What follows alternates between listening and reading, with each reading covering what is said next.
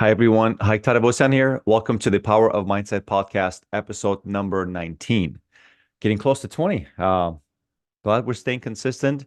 And thank you to my intern, Gaia, for making sure she pushes me and keeps me accountable to make these videos and the recordings happen.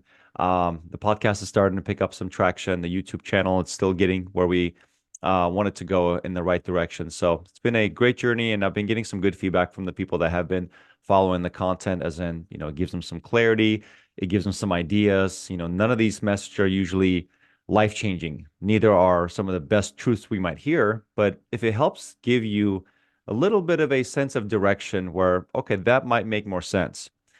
The answer usually never comes right away. It takes time. Compound interest. For those of you who are listening to this on podcast, will be hard to describe, but on the video I'll kind of show. If you look at, little things, right? Two dots right next to each other. And if one of them deviates from the direction it's heading slightly, given time, they get further and further from each other. So these two dots get further and further and further if you change it by 1 degree. And over time and distance, these two dots can be so far away from each other. The two people that might be so far away from each other, the two decisions you might have made might be so far away from each other, you might not recognize the other person or the other commitment, right? So that's why when often people are looking for a silver bullet, it's never there. It's about what kind of information are you consuming that's going to give you that 1 degree change so you continuously stay on the path that decision helps you stay on, and what accountability piece you have. And speaking of accountability and path, I've had few requests to make this video, to record this episode regarding dream boards. I've had a lot of people ask me, and I actually had a couple of long phone calls with some of my peers in the business. I made a Facebook post about team and I's, end of the year dream board event, and we do this every year, by the way. I give a direction to my team, and some of my newbies have no idea what to do, but the ones that have been with me for 5, 6, 7, 10 years know exactly what to do. And a dream board, or AKA vision board, is something I expect my team to get done by end of the year. We always have like a holiday party, and each team member in our office is has a responsibility to present their vision or dream board to the group. And the question comes down to, why dream boards? Well, I can tell you this: the things that I put on there usually take place, right? So there's this thing where, I remember every year I have to do a business plan for the business, and the executive that's usually on my tail, because I'm always behind on those things, says, "Hi, did you get your business plan done?" I'm like, "No, let me get it done." So I kind of did it last minute. And my response was, this is great that we are not forced, but it's a requirement in business to get a business plan done every year. It's a requirement, which I like. It helps you see some numbers. But in reality, when I look at goals and dreams in the past, my best business plan has been the dream board. Whatever I put on there, I have some ambitious goals. I have some things that are going to make me uncomfortable. I have some things on there that are going to push me, and some things are going to be reasonable, because you still want to have reasonable goals. They're not too high and not too crazy, because you get 6 months into the year and you're only like 5% there. That's very discouraging. So you want to have certain things that give you confidence and give you sense of accomplishment to keep going too, right? And some of the goals on there are maybe a 3-year goal, right? As far as, maybe I'm going to start training for the marathon next year. I'm going to commit to hiring a coach. I'm going to buy the gym membership, et cetera, et cetera.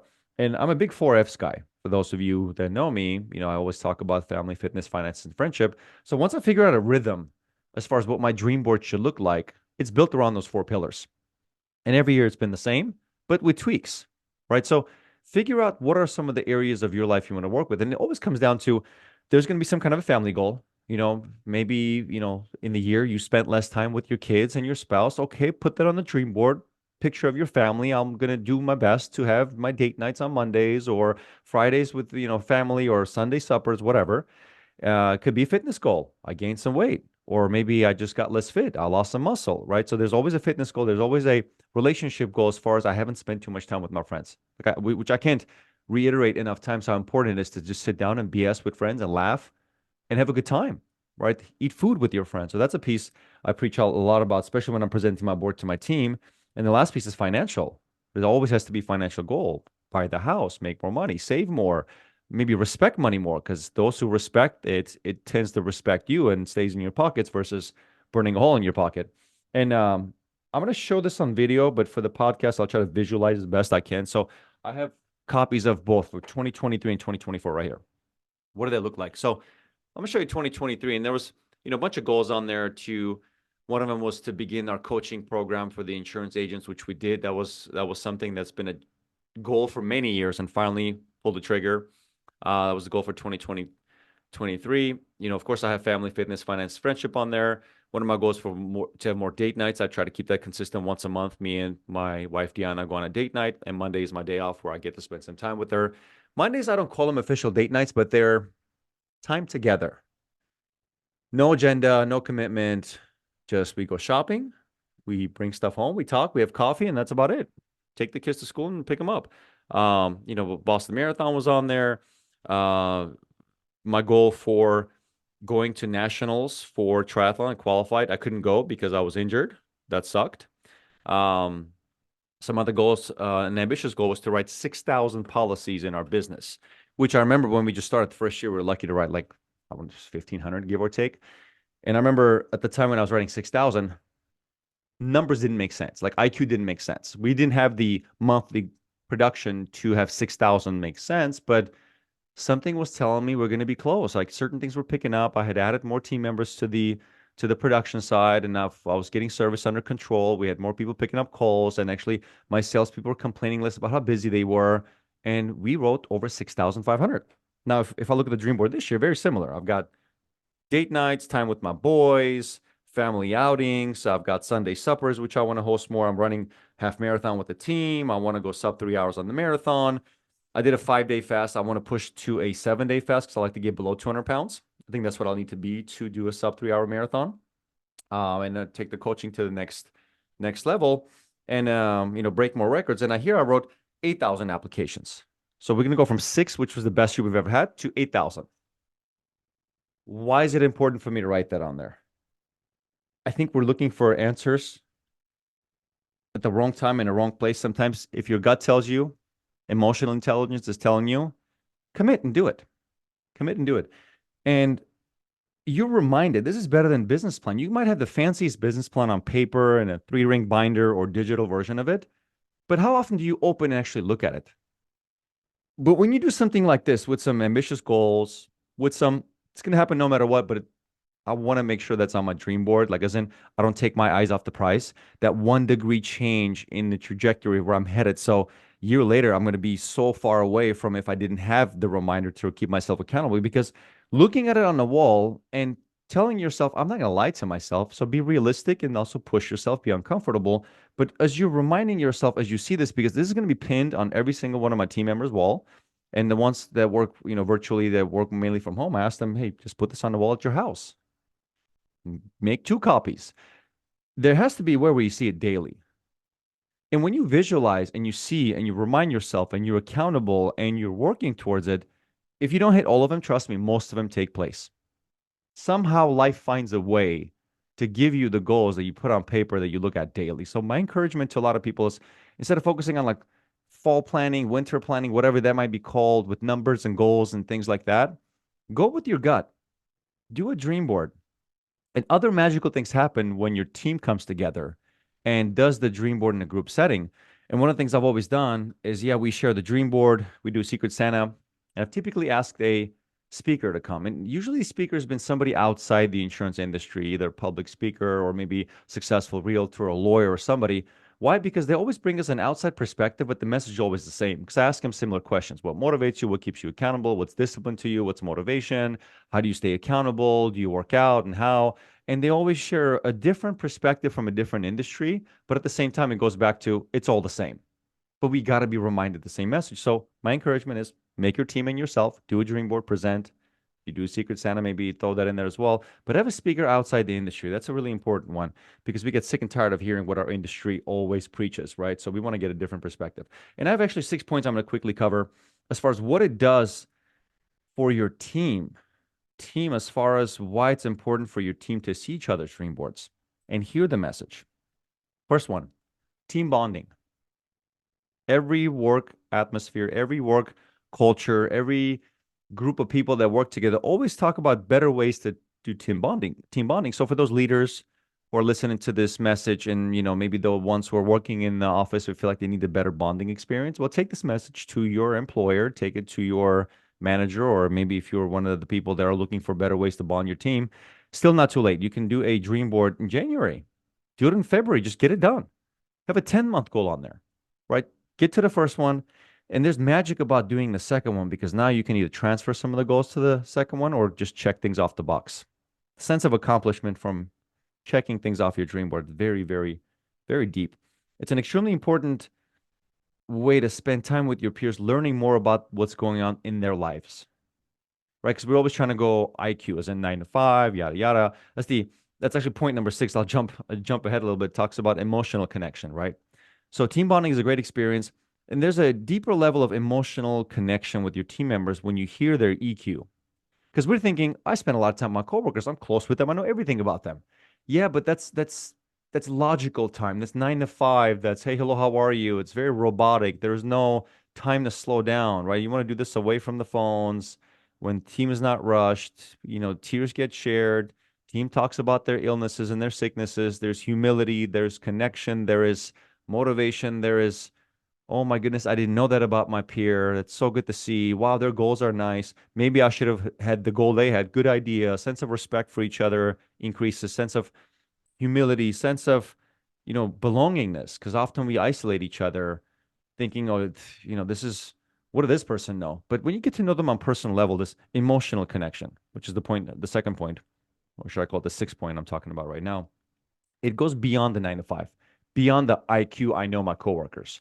No, you want to get to know them beyond the 9 to 5, beyond the phone ringing and talking about work. This is personal, and it actually does increase the emotional connection in the office. So it's part of bonding, but it's another point, emotional connection. Third point I'll discuss, goal setting and sharing. I think it's very important to share. There's a lot of individual goals, and I notice my team starts putting work goals on there too, which is perfect. I don't ask them to, but isn't work part of your life? So if your work goals are not on your dream boards, well, for those leaders, maybe on your next one-on-one, take your team members out for a walk and ask them to walk you through their dream board.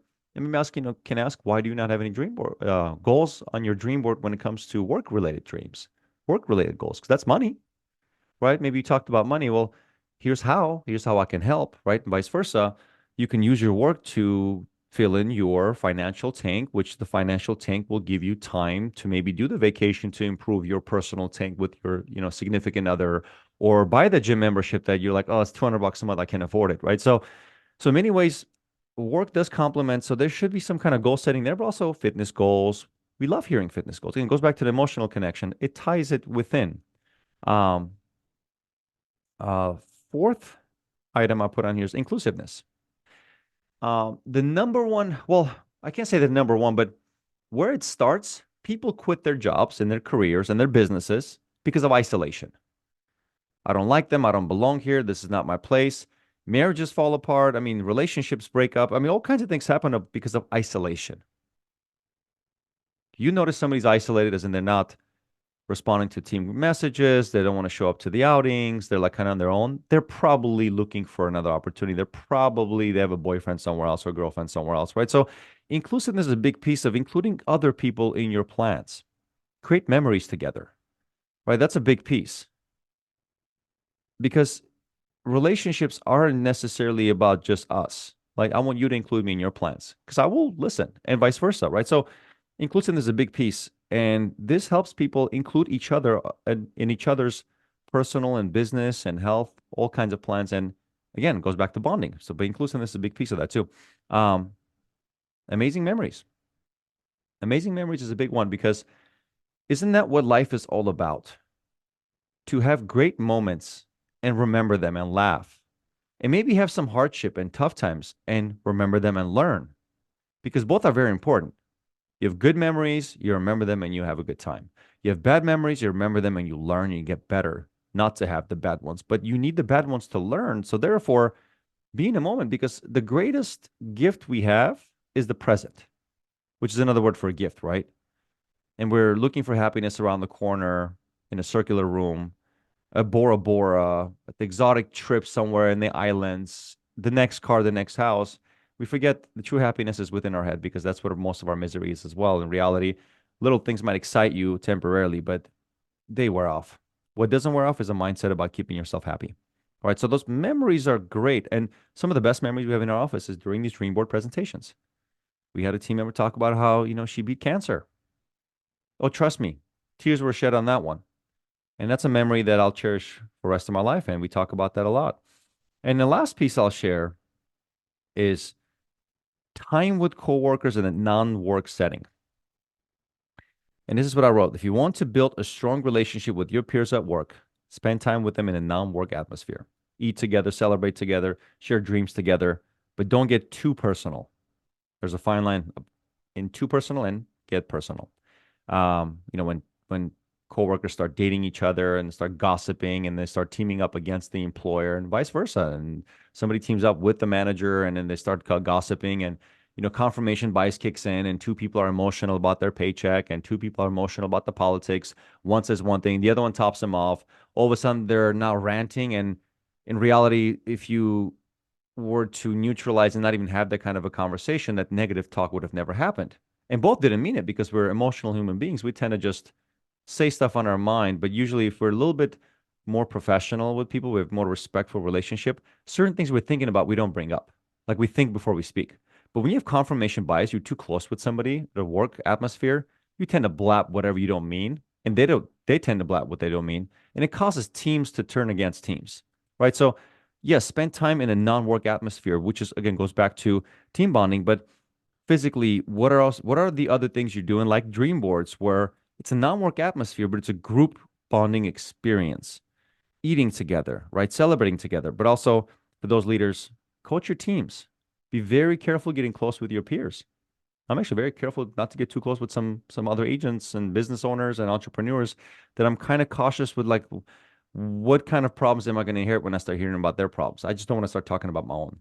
But do that with your friends outside of work atmosphere.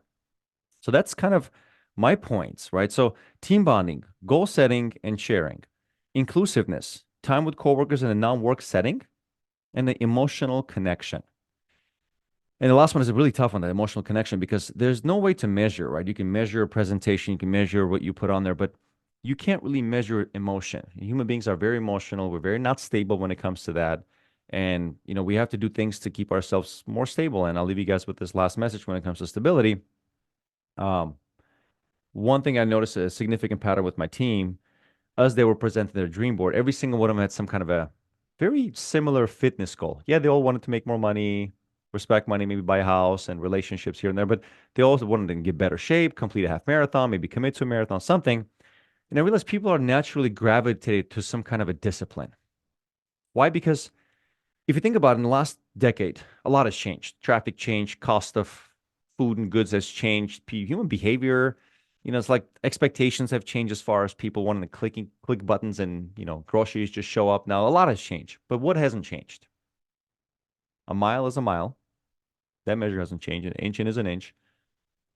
10 pounds is 10 pounds. A pull up is a pull up.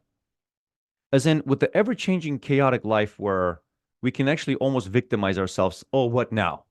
Oh, great. What is this day going to bring to me again?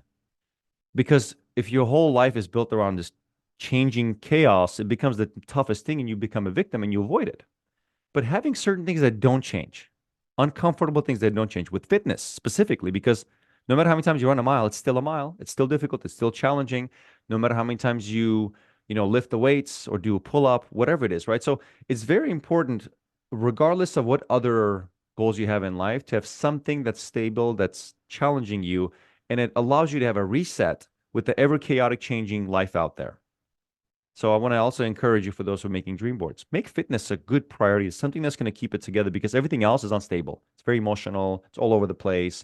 It involves other people, but you training, you spending time with yourself, with your music, your podcast, your silent moment alone with yourself, that is very, very important to do something that doesn't change because everything else is. And that is my encouraging message as you guys are going to build dream boards for you and your team. And if you have, congratulations. If you have not, I'm encouraging with this message. Do that, and that will take your business, your personal life, your goals, and sense of accomplishment to the next level. Because when you check those things off the box by end of 2024, something is going to magically change. What? Well, you'll find out. Cheers to that. Happy New Year. Wishing everybody an amazing 2024. And our next podcast episode will be next year. Till then, you guys have an amazing day, amazing end of 2023, and want to give you guys a huge encouraging message on 2024 will be an amazing year, but it has to start with a commitment, make some goals, and just truly believe. Have that affirmation to yourself that the year is going to be better. I mean, I also talk a lot about don't wait for the next year, but do it now. But it's a great time to give yourself a reason to make that commitment. Cheers.